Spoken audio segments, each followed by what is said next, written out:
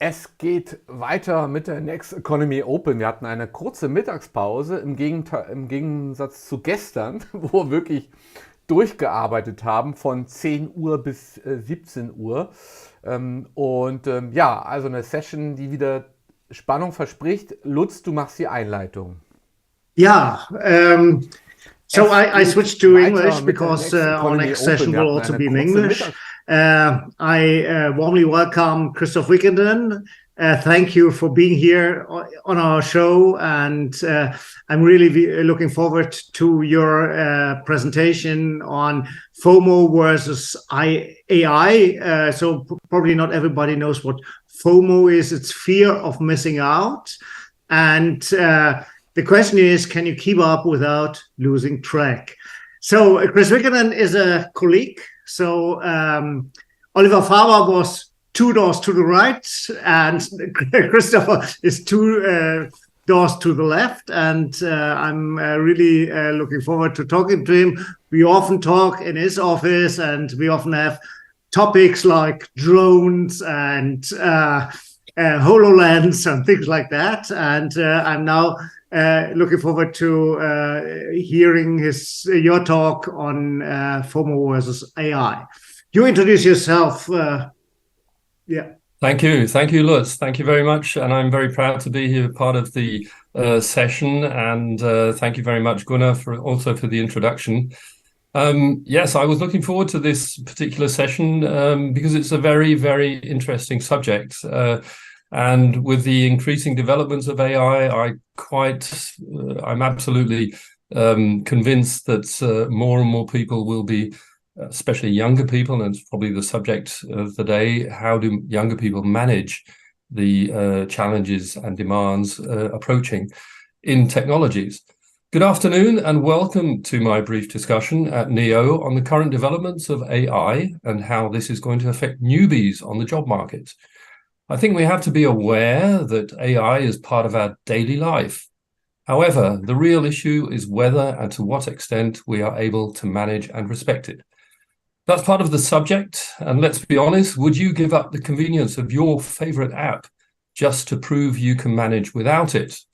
Would you return to static, inactive train timetables rather than the active and continuous updating delivered via digital data scheduling? Lutz, obviously you have experience in a lot of train traveling. I'm sure you would prefer the app than just waiting around and looking at plastic or paper timetables. Not that it makes the trains more punctual, as we know, especially in Germany, but obviously we are very dependent on new AI developments, and train scheduling is part of it as well, everyday life.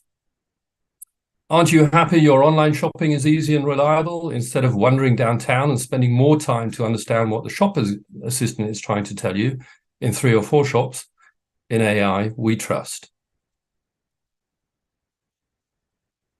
I'd like to cite the late Stephen Hawking on his view of how to handle future technologies. We have to remain human and use common sense. Our future, as he says, is a race between the growing power of our technology and the wisdom with which we use it. Let's make sure that wisdom wins. So the question here is, of course, what is wisdom and how much do we need to catch up, to remain in track?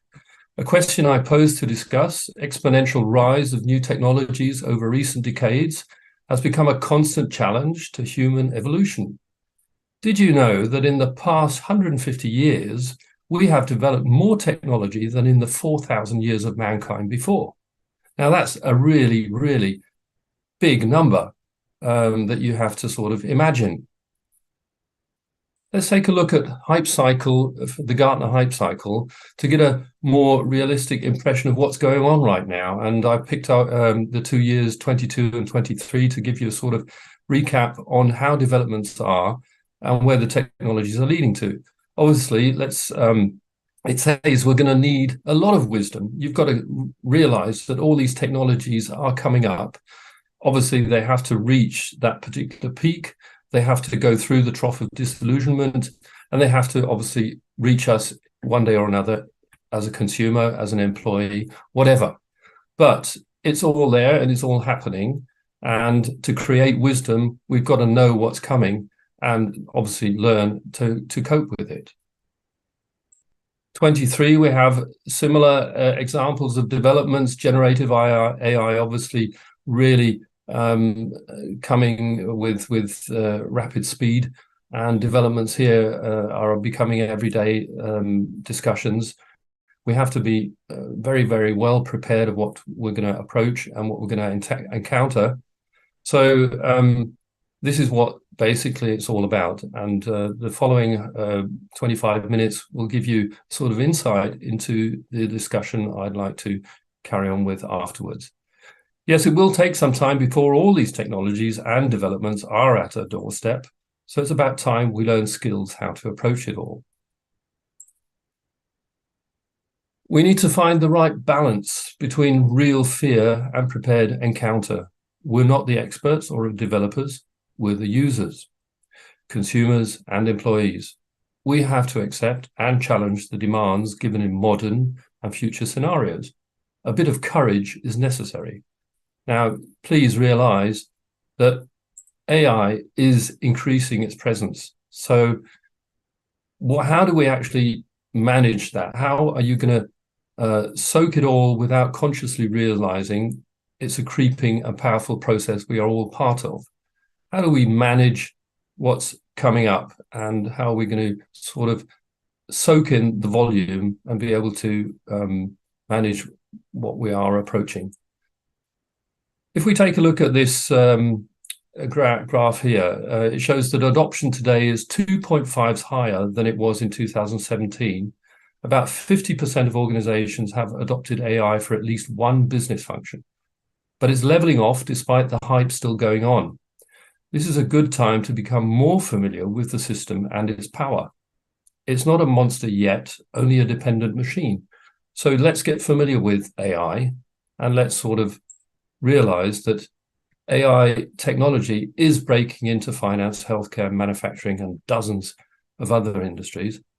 But it's not only a technology reserved for big enterprises anymore, it's entering our homes. With open source AI solutions and lower cost and complexity of systems, the democratization of AI is in full swing. So now's the time. One of the most popular and powerful applications of natural language processing is AI search. And AI search tools that use LLMs, large language models, have the potential to change how people find information online. The underlying LLMs behind an interface like ChatGPT work by first analyzing large amounts of information and learning it. From this, the model recognizes patterns and can predict words and phrases together. And are meant to go together, sorry. Users like you and me can query broad questions like how to plan a 3-course meal or which car to buy. In this way, AI search is another form of generative AI that can create new content like images, audio, code, and in this case, text. This is scary. And yes, it is, but it's not really FOMO, not yet. So we shouldn't panic. But you do begin asking yourself, do I need this? Is this really going to help me now? How do I know if this is true? Is there no other way of finding out? What do I need? What do I want? If I don't, will I miss out? Am I a FOMO victim if I miss out on what is going on around me? The effects are similar to our behavior and expectations with social media. Constant reading of messages causing me to miss out on real-life relationships and meaningful activities is comparable to the anxiety I may develop if I don't keep up with what's going on in AI. Many young people studying and aiming to get good jobs are becoming increasingly anxious and unsure of how much they need to know about AI and what skills they should adopt. Well, actually, relax. We need a bit of all, and we need to know how to use it wisely, as Stephen Hawking said. But to actually realize how you adapt or adopt wisdom is a matter of looking at it, controlling it, and taking a good scrutiny of what is going on. At uni, I encourage my students regularly to apply AI whenever possible, simply to practice the technology and become familiar with entering questions and selecting answers. Uni is the ideal place to practice and study the AI technology. When entering professional life and working in a modern environment, employers will expect you to be familiar with AI or double LMs. They won't expect you to be an expert unless they explicitly state this in the interview. So I have a bit of advice here, especially for young people entering the employment market, especially for those who don't have too much experience with AI, and especially those who are not AI experts like IT. First of all, develop curiosity and enthusiasm, meaning show interest and bring in a little more drive to get involved in the subject. Therefore, master the skill of using AI as a tool. Now, we have many programs, software programs that we use because we eventually found out how to master it, meaning we use it as a tool, whether it's software programs like Photoshop or Illustrator in the graphics design world, or other programs in other worlds like Word or PowerPoint as we use in everyday business context. Master the skill of using AI as a tool. It's nothing else, really. Only the power or the performance, it can help you immensely and cover basically so much more than you would expect. So it's a matter of really mastering the skill itself. Learn to navigate in application and discover quality. Now, that's very vital. I always believe that in education these days, it's a matter of navigation. It's finding out where to put in the right question, which search engines you can use, which questions you should pose to get the right answers. So navigation is, for me, an absolute must in being able to realize where quality can lie. And only being able to navigate properly through software, through AI, means actually to master it as a tool. Impress with wise decisions on how to apply AI and to what extent. These are 4 points I'd like to use as advice I'd like to pass on, and obviously give us the option to discuss. I just realized now, actually, and I'm sorry about this, I've been very, very quick. I've actually come to the end of my presentation. It hasn't been very long. I thought it would be much longer when I tried it out this morning, but obviously I was more relaxed. I'm slightly nervous, I must admit, and I've rushed through it a little. So I do hope that we have a bit more time now for discussion and basically have the option to go into the various points I've made and maybe pick up a few slides again and rediscuss that from there. It was brief, it was quick, but on the other hand, I hope very informative, and it gives you some points to discuss. Looking very much forward to your discussion. Lutz, I can see you smiling all over. Yes, you realize well, there are some thoughts in my mind, and you have some thoughts in your mind. That's very good. As I said, a brief and quick presentation, but hopefully good food for thought. Okay, thank you very much, Chris. And it was really an interesting presentation. And I have the strong feeling that AI isn't really breaking into our life, but it's slowly crawling. It's already there. I think this is an important point, and I wonder if I was a young student now, or let's do it the other way around. How can we avoid that AI is only used consumptive? I think it's a tool, or the skill students should have is to use it reflective. Yeah. to understand what's behind the scene, yeah, what's going on there. And I fear that many people will only use it as consume. Yeah, what do you think? Yes, I mean, as I pointed out, this is something that's creeping, crawling up unconsciously. We just take it for granted. There are many things happening every day, and there are new developments every day that we are not quite aware of. And that's what makes it a little scary, because suddenly you adapt a tool or an app or whatever, and you just use it for pure convenience.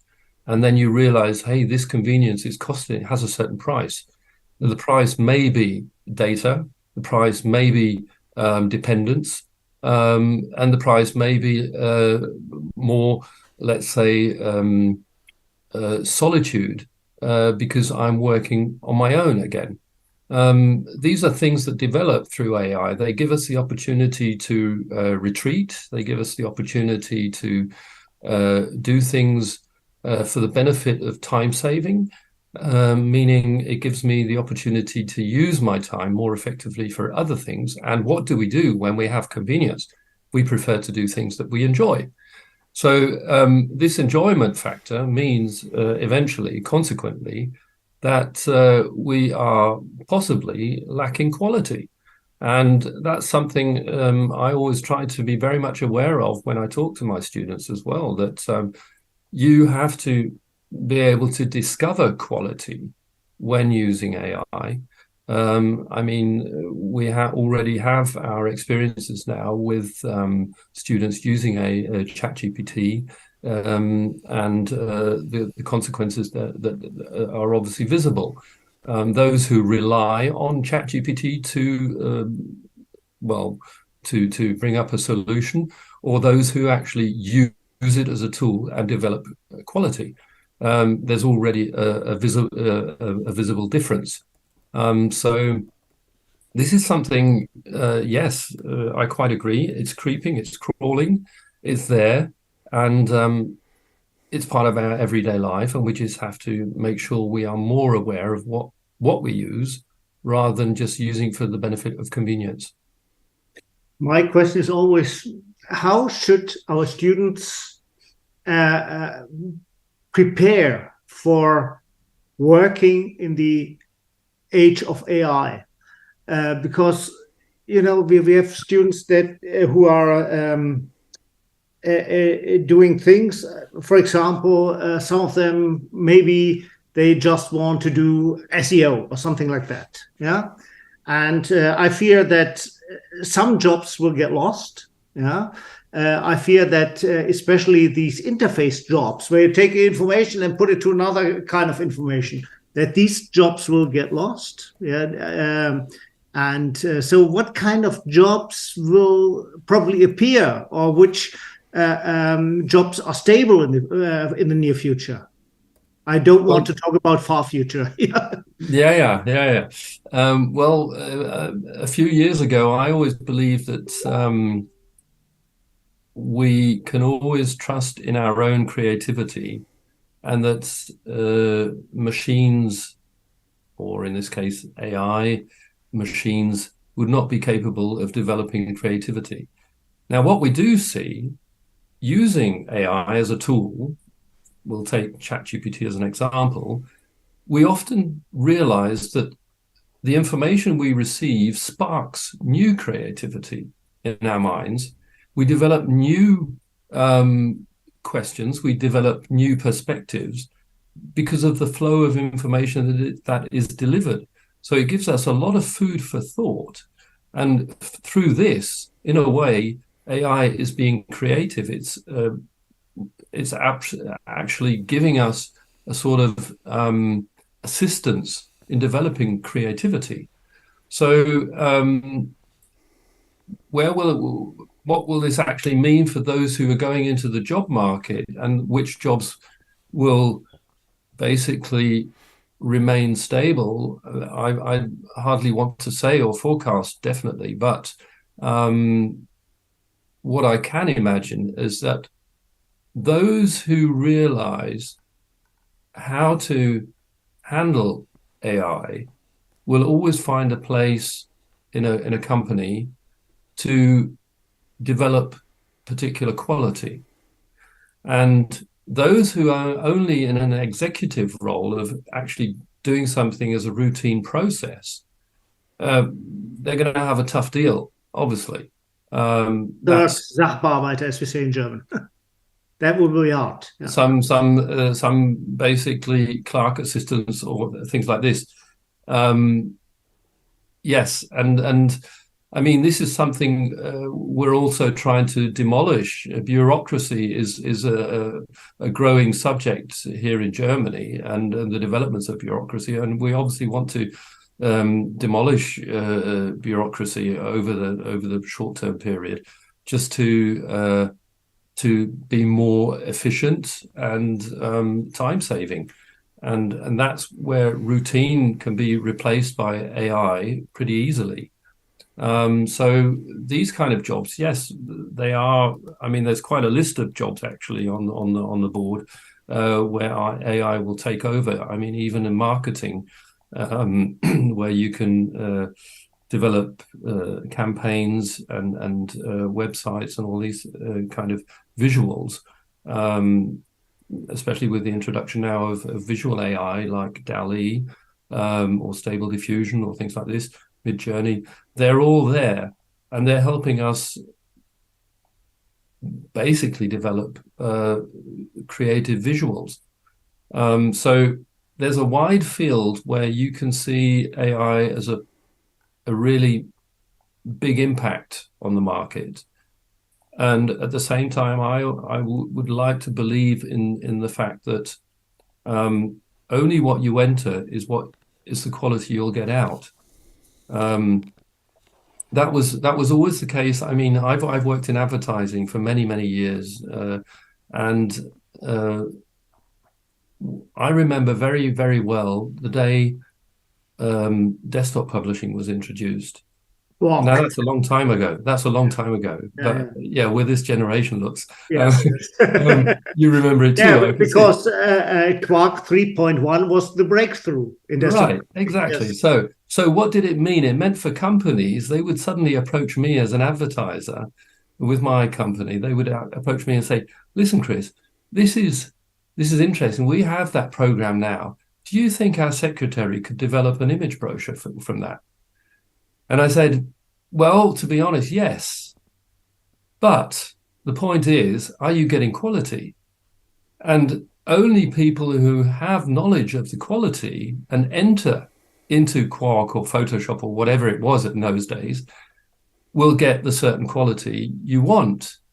But you can't expect a secretary." And I don't, you know, that was the situation in those days. It was in a way very I can't bring up the word right now, but anyway, it wasn't a very positive way of talking about employees, but it meant that suddenly he or she was able to adopt a program and develop something as a visual and prepare it for printing in a very different context than it was before.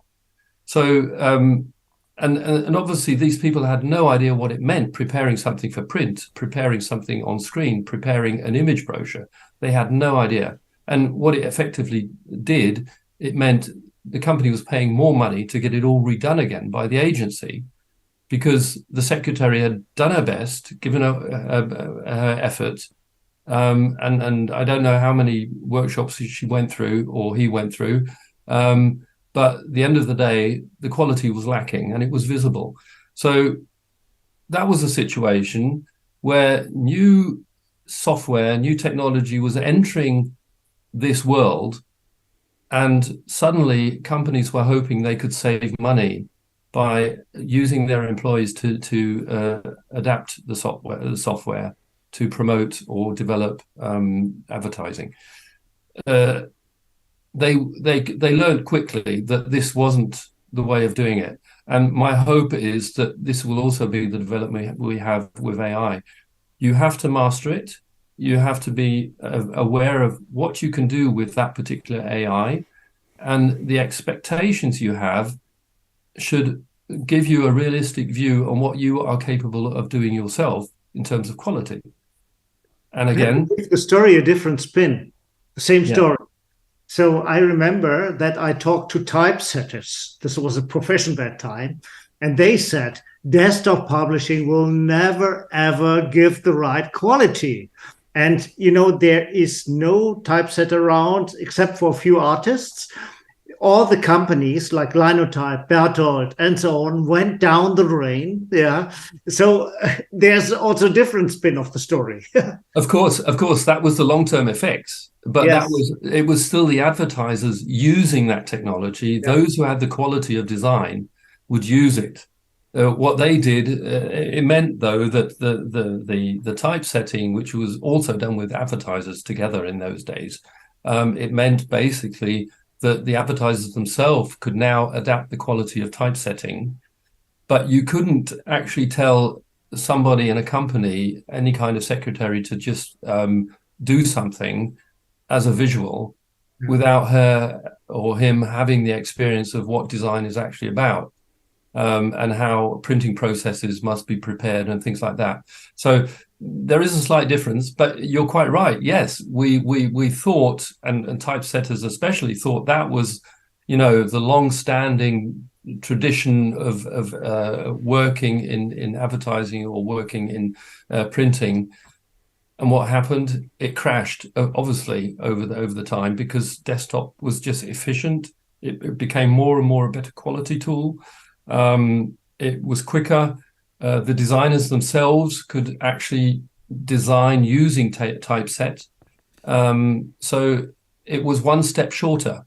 It was reducing the steps of production and creativity to solely to the designer himself. And that's what's happened. And in this case, we're going to have a reduction of somebody in between AI and what has to be done as a routine. And I mean, to be honest, typesetting was a routine work in a way in those days, and that's what's happening now. AI is basically filling up the routine gap that's being well, it's not a gap actually, but it's there by employees who have to work quicker, who have to develop more efficiency. And that's why AI is taking over that, particularly these kind of jobs. We have a question, Jan. Jan has got lost. Ah, okay. So Jan, come back. Yes. So you, Gunnar, you had a question from the web. There's Jan. Jan is back. Okay. Okay, Jan. Just a moment. He's still off. So Jan, you have a question?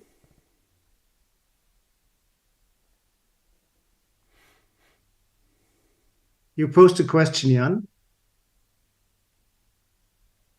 Okay, probably yes, a technical issue. Then let's start with the question from the web first, Gunnar. Just a moment.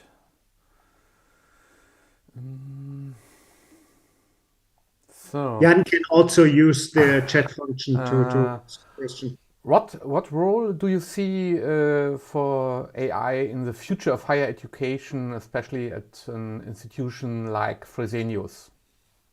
Yeah, a big question. It's affecting all of us, obviously, this question, from students to teaching staff. It will affect education. That's my belief. And you can see by developments within universities that the aspect of mobility is an issue, is a challenge for many universities these days, and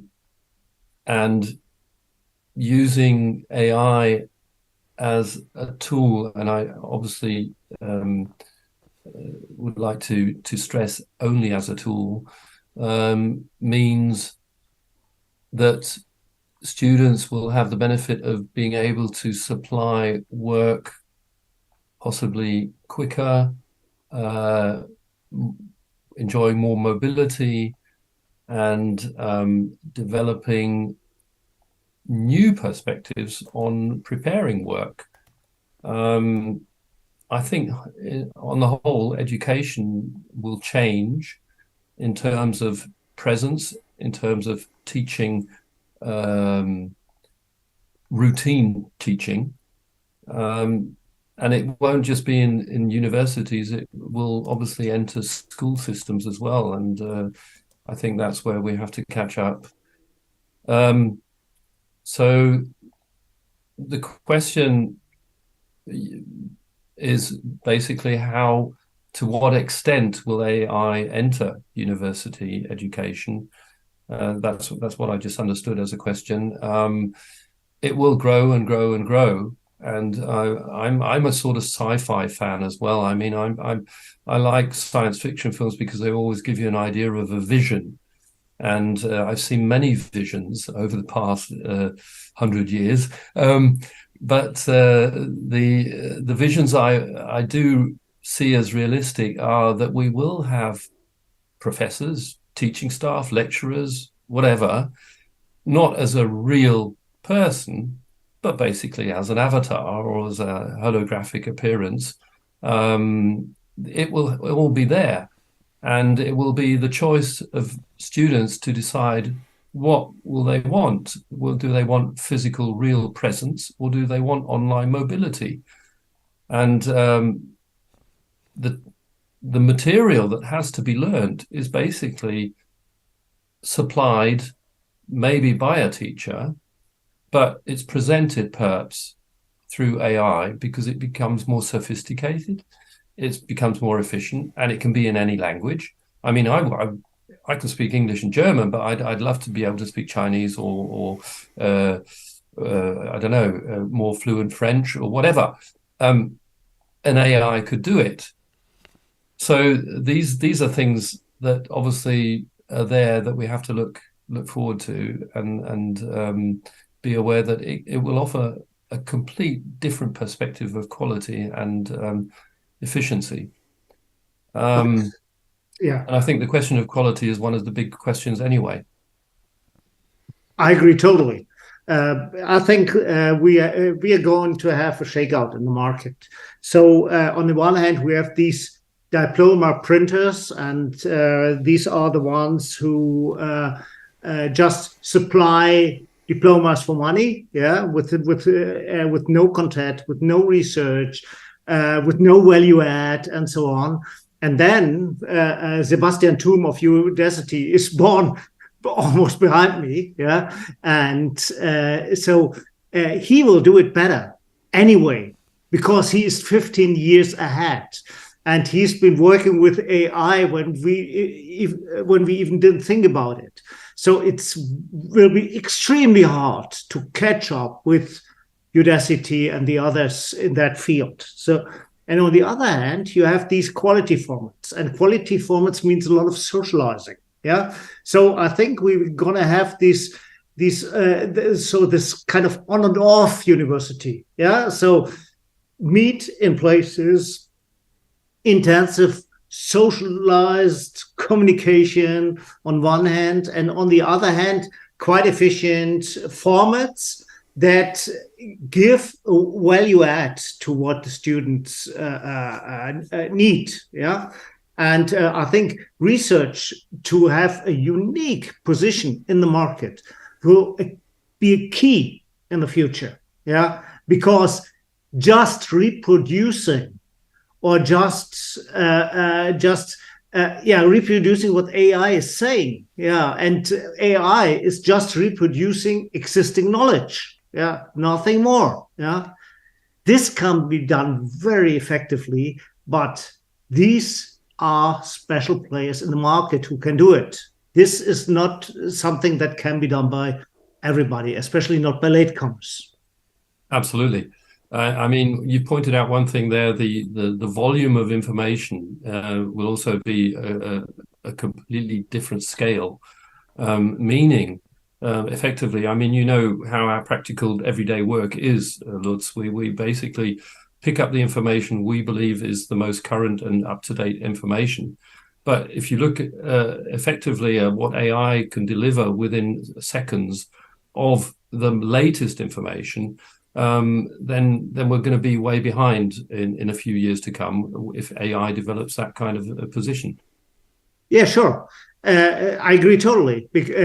So if you have this, let's say, this bibliographic knowledge, yeah, it will have the best access. It will will have the best access to data. Yeah, it will crunch data in many ways. Yeah, and propose outcomes for the data, and you can consume this. But there will still be research gaps. There will still be things that have to be explored, and there I see is the human factor. And yeah. Very good point there, and that's why I'd just like to refer to that slide I had earlier on. One of the advice slides I had was navigation, and I truly believe that students of the future, young people of the future, have to develop a skill of navigation to find out how do I ask AI something to get the right answer. How do I enter a question in a search engine to get the right answer?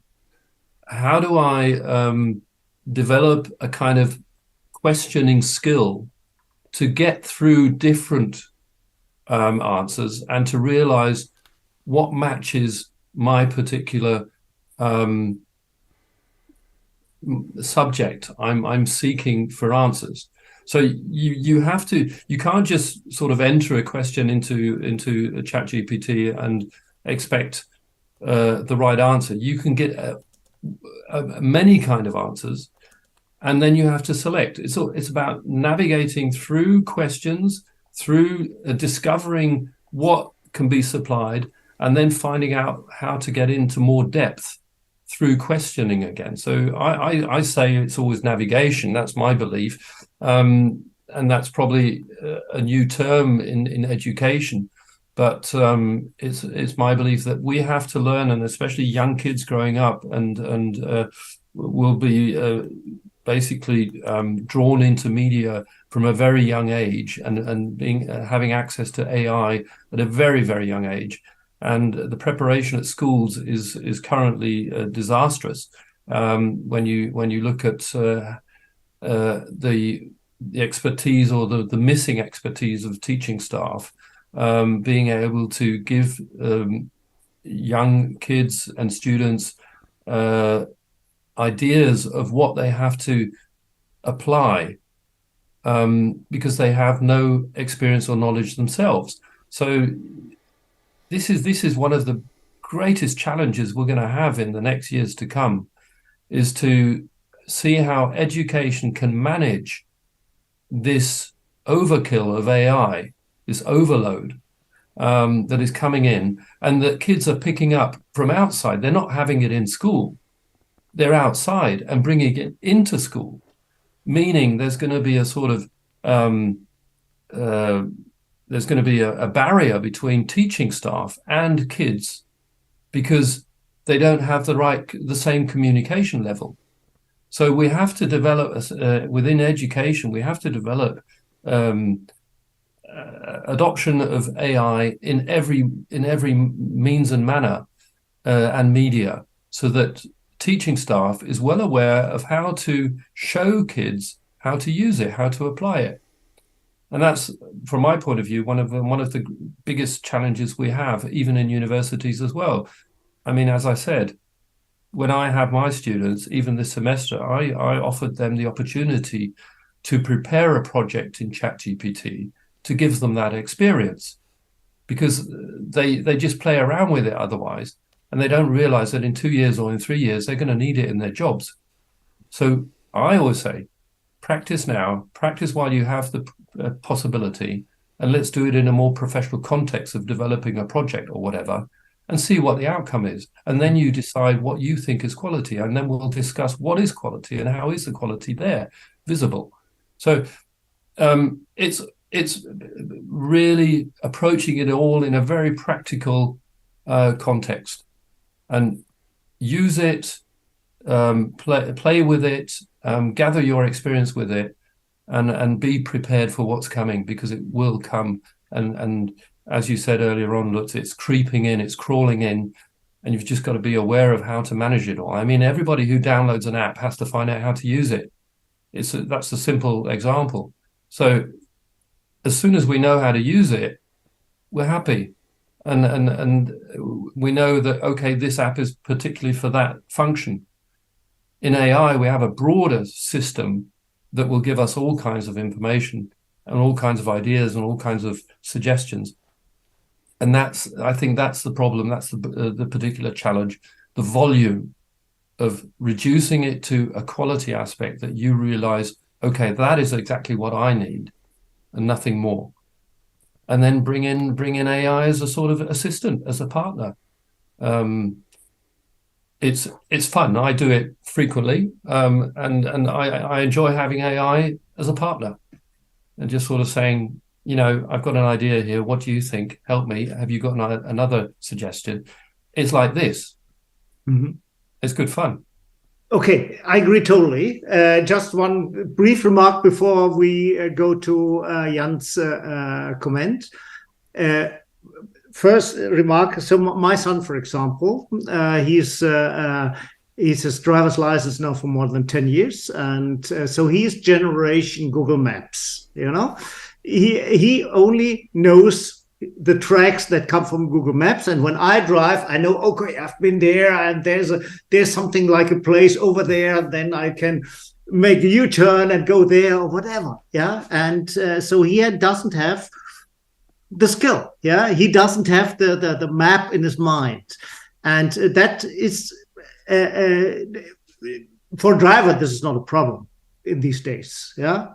I once had that the GPS system got broke. Yeah, that was a challenge. But the